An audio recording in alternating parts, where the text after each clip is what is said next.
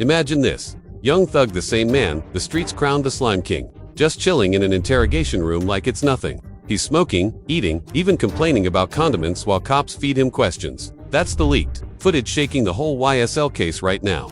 Everybody was quick to call Gunna the snitch, but this tape has got fans questioning if Thug himself was the one moving like a rat the whole time. And here's the kicker: Gunna's camp is already using this to flip the script, saying Thug's the one tied up in an Atlanta murder cover-up.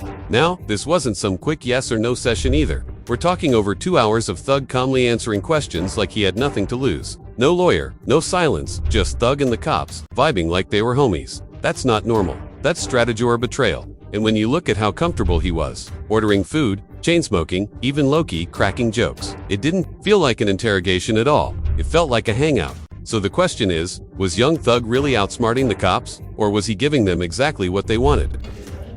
That's mayonnaise. Mustard, that's what I mean, I'm sorry. This wasn't typical behavior. If you know anything about how rappers behave when federal agents are around, most individuals go quiet. Thug was behaving as though this was just another meeting for business. However, things became serious. After he began mentioning names, he mentioned Pee Wee Roscoe, the same individual connected to the notorious bus shooting during the 2015 Lil Wayne tour. Thug claims that Roscoe was the type of man who broke the law every day and used to transport Wayne's drugs.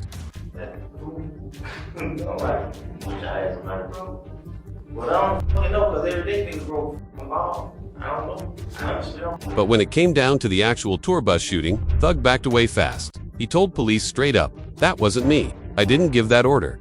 That was Roscoe acting on his own."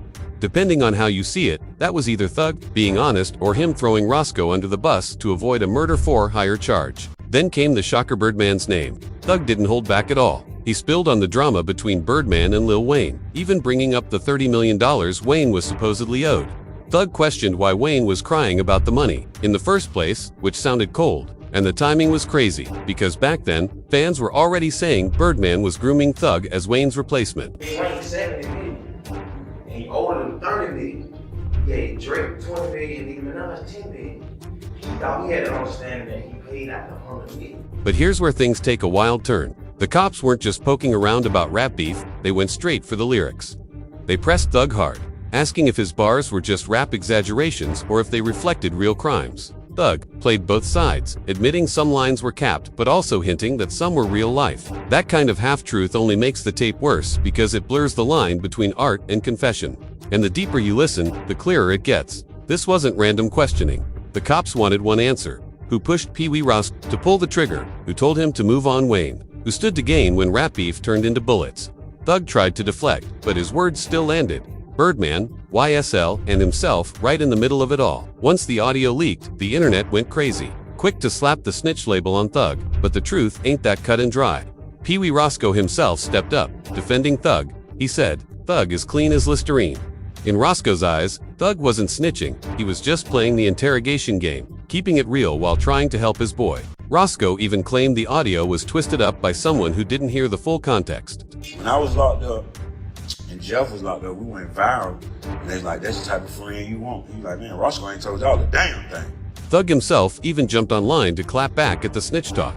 On X, he wrote, "They didn't play my interrogation video in court because I helped my brother ratwear." In his eyes, that sit-down wasn't betrayal, it was about helping someone close. But fans weren't buying it all the same. Some called it pure hypocrisy, especially with his past beef against Gunna, who faced the same rat label. Others said it proves how blurred the line really is.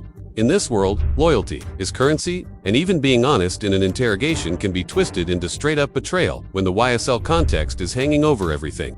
And this is where the story turns brutal.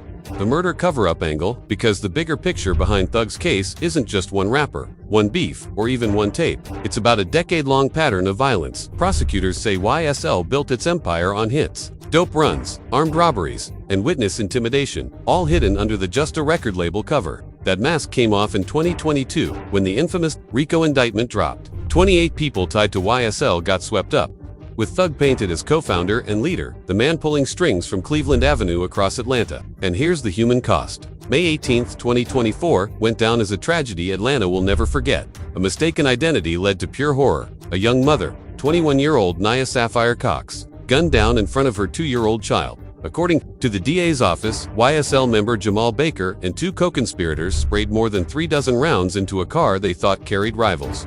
Instead, inside was a mother and her baby. The child watched his mom bleed out in the seat. This young lady, Nia Cox, had nothing to do with the streets. She wasn't gang-affiliated, she wasn't a criminal, just an innocent mother whose life was cut short because YSL business spilled into the wrong lane. And if you're wondering where it all started, the cops trace it back to Lil Baby's music video shoot. Word is, Baby filmed in the wrong neighborhood, tension spiked, and that chain reaction ended with bullets flying. Jamal Baker took the fall, slammed with life without parole plus 65 years, while his co-defendants are still waiting on their day in court. This ain't just headlines. This is real-life proof of how YSL's street politics left families shattered and innocent lives lost. But here's the flip side. All this chaos might actually play right into Gunna's hands. Think about it. For years, the streets crowned Thug the OG while Gunna got labeled the weak link, the so-called rat. But now, with YSL painted as a full-on violent enterprise, Gunna's angle is simple: distance. He can flip the narrative from snitch to survivor. If he plays it smart, interviews, social posts, even his bars, Gunna can spin this as wisdom, not weakness. Like, yeah, I walked through the fire, but I ain't covered in no blood. Meanwhile, all the headlines keep circling Thug as the head of a deadly organization. And that court moment back in late 2022. That was the real turning point. Gunna walked in facing RICO charges and walked out on an Alford plea. For those not fluent in legal talk, that means, I'm not saying I did it, but I know the state's got enough to bury me. A survival move, plain and simple. But for the culture, for the fans, nuance doesn't matter. In that courtroom, Gunna acknowledged something that hit like a bomb. YSL wasn't just a record label. It was also a gang involved in violent crimes, from drug runs to straight-up murders. In that one line, that small acknowledgement, it exploded online, reshaping his reputation forever. That one little clip of Gunna saying, "Yes, ma'am," turned into his scarlet letter overnight. Boozy went at him immediately. Fans dragged him online, and the memes never stopped. Even though he never sat on the stand, never pointed fingers, and never directly cooperated with prosecutors. That split-second response branded him the face of snitching in hip-hop. The internet didn't care about legal nuance. They saw a rapper acknowledging YSL's gang status, and that was enough. Meanwhile, the double standard was glaring. Other YSL members also took pleas or admitted gang activity. But Gunna was the one crucified. Why? Because in hip-hop, perception is everything. And that one clip became bigger than the actual court facts. And yet, stepping back, the bigger picture tells a different story. Gunna's Alford plea was survival chess. It cut down his time, kept him from testifying at trial, and got him back to his career, while Thug remained trapped in harsh jail conditions, visibly losing weight and fighting health issues.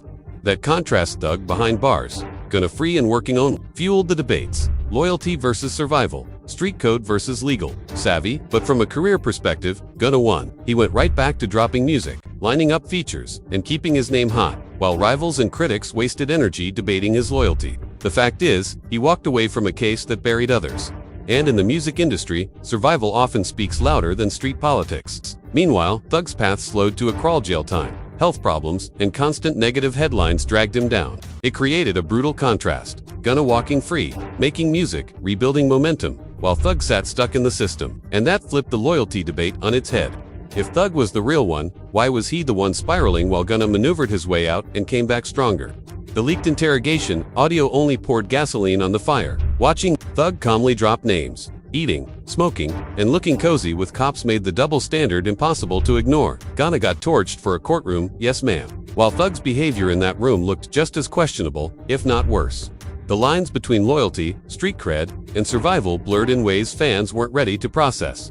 And that's where the narrative shift began. Gunna's team leaned all the way in interviews, posts, and bars, carefully reminding people he never pointed fingers, never testified, never betrayed anyone. His story became one of survival, strategy, and smart moves under pressure. And while some fans will never forgive him, others respect the chess game. The irony cuts deep. The man painted as the snitch is free and thriving, while the man praised as the real one is locked down, struggling, and battling public perception. In the end, Gunna's yes ma'am moment turned into more than just a clip. It's a symbol of how complicated the YSL saga really is. It forces the culture to confront an uncomfortable truth in the clash between loyalty and self-preservation. The line isn't clean, and maybe survival is its own kind of street sense.